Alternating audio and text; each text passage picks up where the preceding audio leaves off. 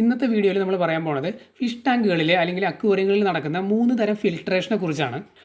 ഏത് തരം ഫിൽട്രേഷൻ ആണെന്നുണ്ടെങ്കിലും വാട്ടർ ക്വാളിറ്റി നല്ല രീതിയിൽ മെയിൻറ്റെയിൻ ചെയ്യുന്നതിന് വേണ്ടിയിട്ടാണ് ഇത് ചെയ്യുന്നത്. 3 തരം ഫിൽട്രേഷനാണ് അക്വേറിയങ്ങളിൽ അല്ലെങ്കിൽ ഫിഷ് ടാങ്കുകളിൽ ചെയ്യാനായിട്ട് സാധിക്കുന്നത്. അതിൽ ഒന്നാമത്തെ എന്ന് പറയുന്നത് മെക്കാനിക്കൽ ഫിൽട്രേഷനാണ്, രണ്ടാമത്തെ കെമിക്കൽ ഫിൽട്രേഷനാണ്, മൂന്നാമത്തെ ബയോളജിക്കൽ ഫിൽട്രേഷനാണ്.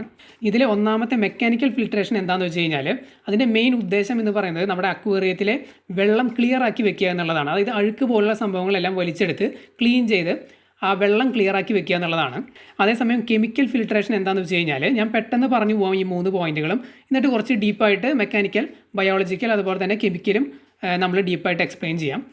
അപ്പോൾ നമ്മൾ രണ്ടാമത് പറഞ്ഞ കെമിക്കൽ ഫിൽട്രേഷൻ എന്താണെന്ന് വെച്ച് കഴിഞ്ഞാൽ നമ്മൾ ബദാമിൻ്റെ ഇലയൊക്കെ ഇടുന്ന സമയത്ത് വെള്ളത്തിലേക്ക് ടാനിൻ ഇറങ്ങി ചെല്ലും, എന്നിട്ട് വെള്ളത്തിൻ്റെ കളർ ബ്രൗൺ ആയി മാറും. അപ്പോൾ ആ ഒരു ബ്രൗൺ കളറൊക്കെ ഒഴിവാക്കാനായിട്ട്, അതുപോലെ തന്നെ വെള്ളത്തിൽ മെഡിക്കേഷൻസ് എന്തെങ്കിലും യൂസ് ചെയ്തിട്ടുണ്ടെന്നുണ്ടെങ്കിൽ മെഡിസിൻസ് പോലെ എന്തെങ്കിലും, അതിൻ്റെ ആ ഒരു അംശം വെള്ളത്തിൽ നിന്ന് കളയാൻ വേണ്ടിയിട്ട്, അതുപോലെ തന്നെ ഏതെങ്കിലും രീതിയിലുള്ള ഹെവി മെറ്റൽസ് പോലെ എന്തെങ്കിലും സംഭവങ്ങൾ ഈ വെള്ളത്തിൽ മിക്സ് ആയിട്ട് വരുന്നുണ്ടെങ്കിൽ അത് ഒഴിവാക്കാനായിട്ട് ആണ് കെമിക്കൽ ഫിൽട്രേഷൻ യൂസ് ചെയ്യുന്നത്. ഇത് എങ്ങനെയാണ് ചെയ്യുന്നതെന്നുള്ളതൊക്കെ ഞാൻ ഇപ്പോൾ ഈ പോയിന്റുകൾ റിപ്പീറ്റ് ചെയ്ത് കുറച്ച് ഡീപ്പായിട്ട് പറയുന്നുണ്ട്. ഇനി മൂന്നാമത്തെ ഫിൽട്രേഷൻ എന്ന് പറയുന്നത് ബയോളജിക്കൽ ഫിൽട്രേഷനാണ്. ഇതെന്താണെന്ന് വെച്ച് കഴിഞ്ഞാൽ നമ്മുടെ അക്വേറിയത്തിലുള്ള ബെനിഫിഷ്യൽ ബാക്ടീരിയാസിനെ നല്ല രീതിയിൽ മൾട്ടിപ്ലൈ ചെയ്യുകയാണ് ചെയ്യുന്നത്. അതിന് വേണ്ടിയിട്ട് സ്പോഞ്ച് ഫിൽറ്ററൊക്കെ യൂസ് ചെയ്യാണ്.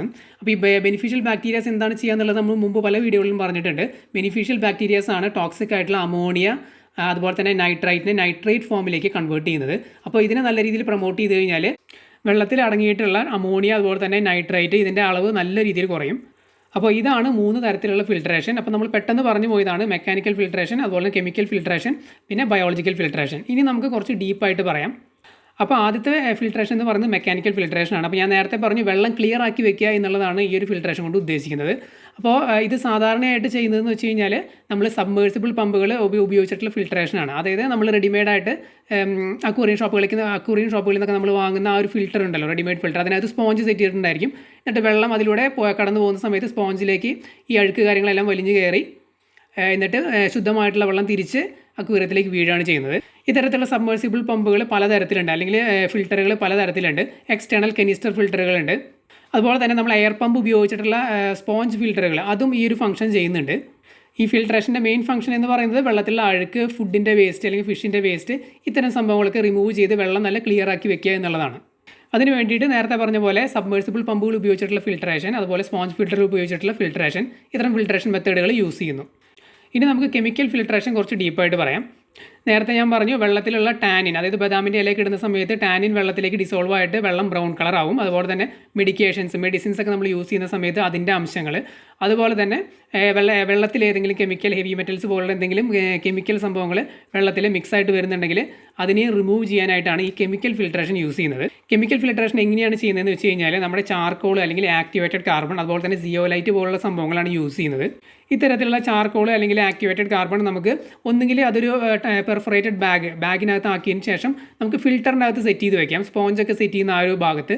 അല്ല എന്നുണ്ടെങ്കിൽ അത് അക്വേറിയത്തിൻ്റെ ഏതെങ്കിലും ഒരു മൂലയിലോ ഏതെങ്കിലും ഒരു ഒതുങ്ങിയ ഭാഗത്ത് നമുക്ക് അങ്ങനെ ബാഗിലാക്കിയിട്ട് വെക്കാം. അപ്പോൾ ഈ ഒരു ചാർക്കോൾ എന്ത് ചെയ്യുന്നു വെച്ച് കഴിഞ്ഞാൽ ഈ വെള്ളത്തിലുള്ള ഈ ടാനിൻ ഈ ബ്രൗൺ കളർ ഉണ്ടാക്കുന്ന ആ ഒരു ടാനിൻ, അതുപോലെ തന്നെ ഈ ഒരു മെഡിസിൻസിൻ്റെ ഒക്കെ ആ ഒരു പാർട്ടിക്കിൾസ് വെള്ളത്തിലുണ്ടെങ്കിൽ അത് വലിച്ചെടുക്കും.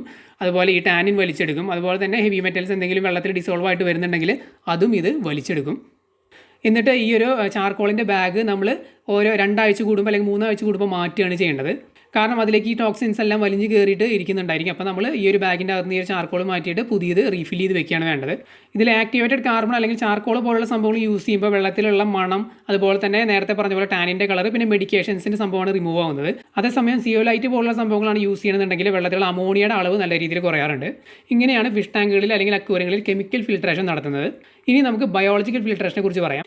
അതായത് ഫിഷ് ടാങ്കിലുള്ള ബെനിഫിഷ്യൽ ബാക്ടീരിയാസിനെ പ്രൊമോട്ട് ചെയ്യുകയാണ് ചെയ്യുന്നത്, മൾട്ടിപ്ലൈ ചെയ്യാനായിട്ട്. അപ്പോൾ ഈ ബാക്ടീരിയാസിൻ്റെ അളവ് കൂടുന്തോറും അത്രയും എമൗണ്ട് അമോണിയ നമുക്ക് കൺവേർട്ട് ചെയ്യാനായിട്ട് സാധിക്കും. അമോണിയ മാത്രമല്ല, അമോണിയ നൈട്രേറ്റ് ഫോമിലേക്കാണ് കൺവേർട്ട് ആവുന്നത്. നൈട്രേറ്റ് ഫോമിൽ നിന്ന് പിന്നെ വേറെ ബാക്ടീരിയാസ്, ബെനിഫിഷ്യൽ ബാക്ടീരിയാസ്, അതിനെ നൈട്രേറ്റ് ഫോമിലേക്ക് മാറ്റും. അതായത് വെള്ളത്തിലുള്ള അമോണിയയുടെ അളവും നൈട്രേറ്റിൻ്റെ അളവും 0 ppm അല്ലെങ്കിൽ 0 ലെവലിൽ നിർത്താൻ പറ്റും.